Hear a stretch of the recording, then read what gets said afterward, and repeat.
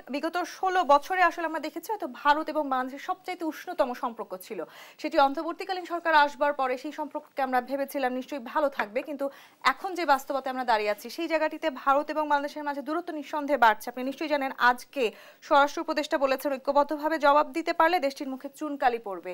এই বক্তব্যের পর আসলে আমাদের যে এই কূটনৈতিক দূরত্ব সেটি আরো বাড়তে পারে কি? ধন্যবাদ। ভারতের সাথে বাংলাদেশের উষ্ণ সম্পর্ক গত 15 বছর ছিল বলে আমি বিশ্বাস করি না। ছিল এক ব্যক্তির সাথে ভারতের উষ্ণ সম্পর্ক। আপনি যদি গত 15 বছর বাংলাদেশের আনাচে কানাচে যান, আপনি আপনার বন্ধু বান্ধবকে জিজ্ঞেস করেন, আপনি আপনার পরিচিতদেরকে জিজ্ঞেস করেন, প্রত্যেকে ভারতের বিরুদ্ধে ক্ষুব্ধতা ছিল।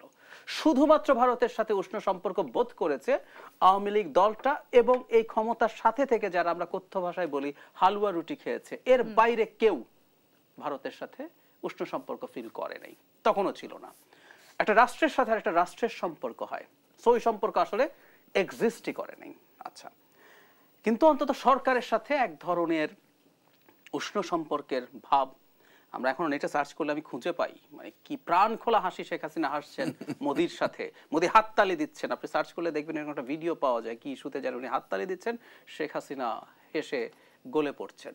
সো তাদের দুজনের মধ্যে এই ধরনের মানে ভালো সম্পর্ক ছিল, কারণ হলো যারা মোদি যা চেয়েছেন সেটাই শেখ হাসিনা করেছেন, এবং এই রকম একটা সম্পর্কের ক্ষেত্রে ব্যাপারটা ঘটলো। এবং তিনি বাংলাদেশ থেকে ভারতকে যা কিছু দিয়েছেন সেটি অকপটে স্বীকারও করেছেন। হ্যাঁ, এবং কেউ আর কোনোদিনও সেটা ঋণ শোধ করতে পারবে না, ভুলতে পারবে না।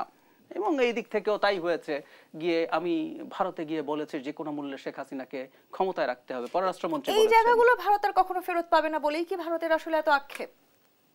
একদম তাই। মানে আপনি তার বদভ্যাস তৈরি করেছেন।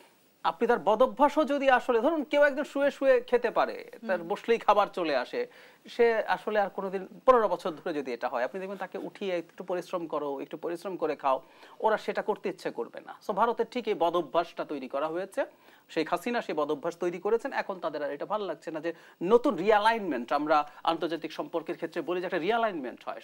সব দেশের সাথে আপনার চিরকাল একই রকম সম্পর্ক থাকে না, হয় না, হয় না, এটাই নিয়ম। আমি একদম বিরাট সব ফর্দ ধরে লিস্ট করে দিতে পারি।